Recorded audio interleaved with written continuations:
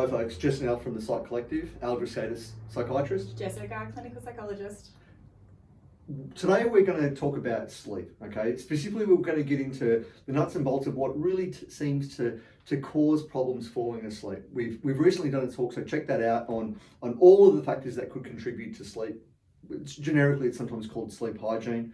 But today we're really going to kind of focus on the single most important one. Yep. Okay.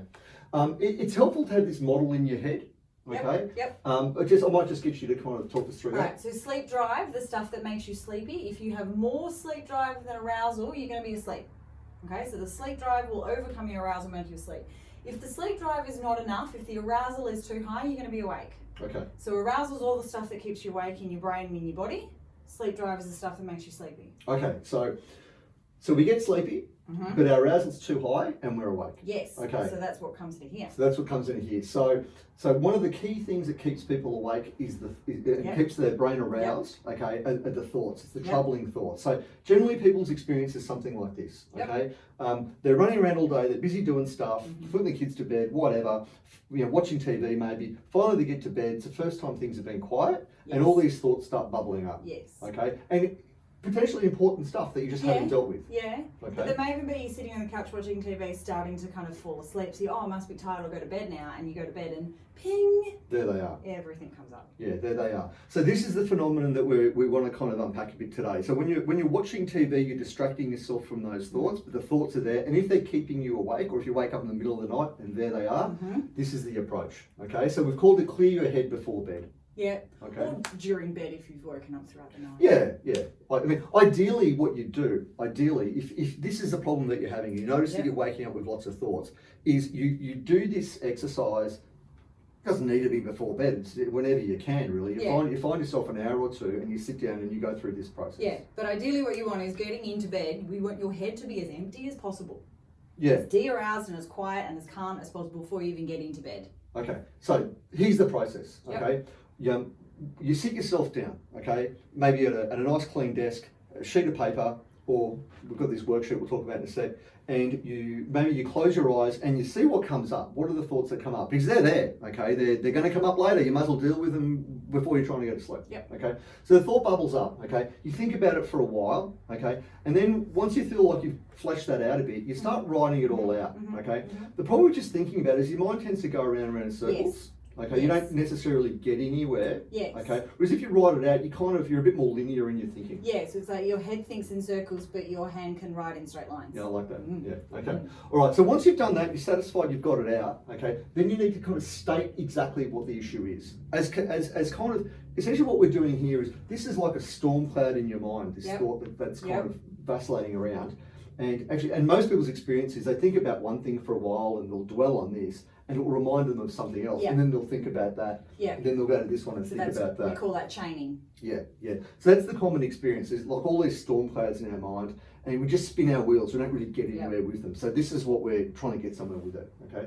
So we've written the problem out. We state it concisely. So essentially what we're doing is we're sort of crystallizing the thought. Instead of it being this kind of big, scary storm cloud, it's now this thing. Single line. Yeah, ideally just a single line.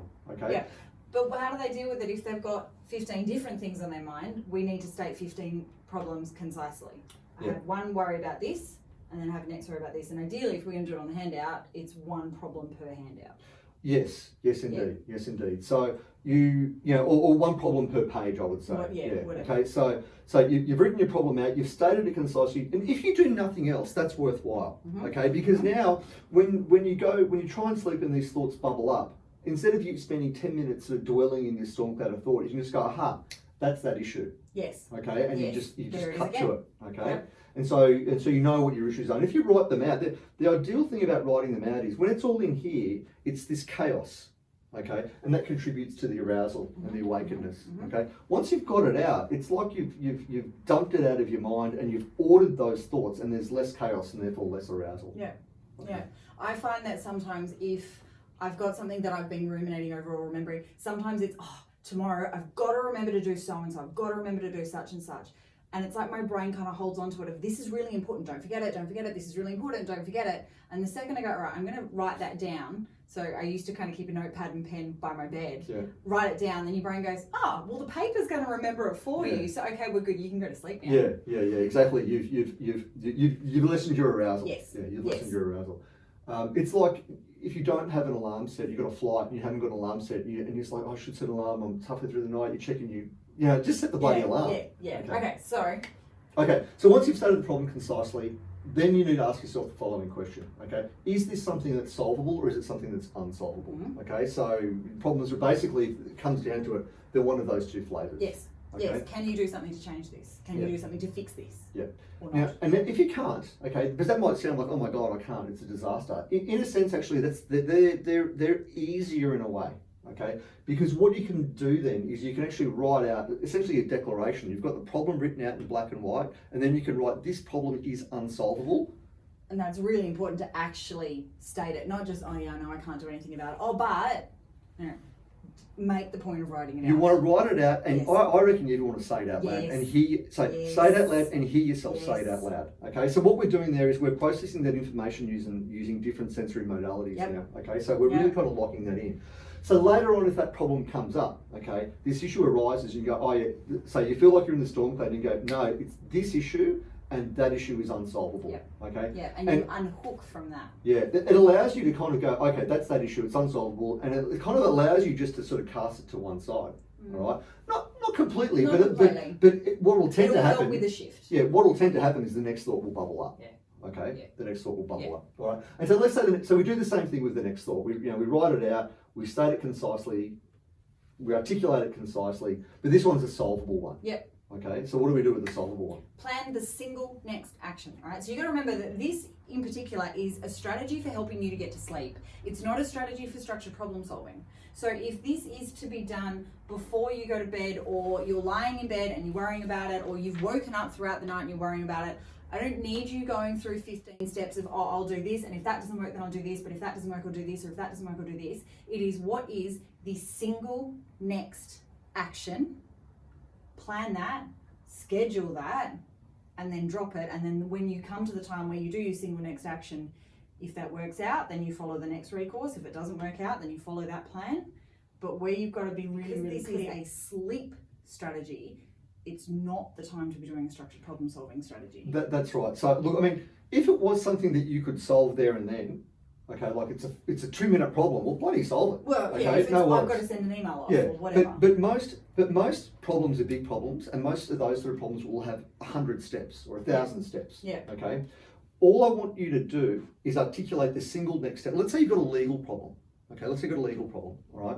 And you might be thinking, oh God, you're going down all these sort of pathways about what to do. Okay, but you haven't even spoken to a lawyer yet. Yeah. So the next action is actually, well, get a lawyer's phone number. Yes. Okay, that's the next action. Yes. All right. Or maybe you've got the lawyer's phone number. Okay. Yep. All right. So call. And yeah, so then the next action is we'll call the lawyer. Mhm. All right. But what you don't want to do, which is what you were alluding to there, is, well, if the lawyer says this, then I'll do that. And if the lawyer says that, then I'll do that. So Yeah. They're daytime thoughts. yeah. So these are, and the other thing is, they're sort of, I think of them as false contingencies. Okay. You don't know what the lawyer's going to say. That's why you're calling the lawyer. Okay. So you can guess 20 different things that he might say. But what are you bothering Yeah. calling the lawyer for? He's Yeah. going to say what he says, okay? And that will determine the next action after that. Yeah. Okay? So if you do catch yourself going down these sort of pathways of what I call false contingencies, you've got to pick yourself up on that, Mhm. okay? And you literally, you could say that out loud. It's like, look, I'm entertaining false contingencies that I don't really know. I'm guessing, okay? And that's not productive. So settle on the fact that it's a solvable problem. I've got a next action. I've scheduled my next action for, and be realistic about when you schedule it. Mhm. Okay, so if you've got a full-on week this week, then schedule it for next week. Okay, Mhm. put it in your diary. Okay, or put it in your whatever calendar you use. Mhm. Okay, if you don't, by the way, if you don't schedule it, it'll just keep on bubbling Yes, up. it will. It will. Okay, this allows your mind to rest on the issue. Mhm. Okay, so like we said before, it might feel like you've got a dozen issues, okay, a dozen storm clouds in your Yep. mind, all right?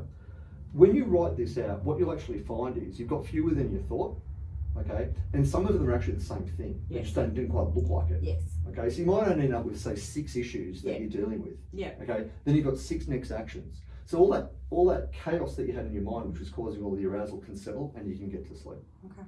All right. So this handout is available up on the website. Okay.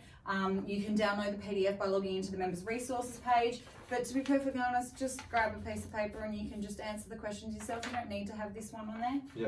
Okay. But it is available if you want it. Yeah. Look, one last point that I think is worth making. A lot of people, to reduce their arousal, will do something like meditation. Mm-hmm. Okay, and that's perfectly fine. Okay, but just know that all you're doing is you're just dodging the thought. Yeah. Okay, that you've got to get to the thought sooner or later. Yeah. Okay. Okay. That's All it. right. Thanks, guys. We'll see you next time. Cheers. Bye.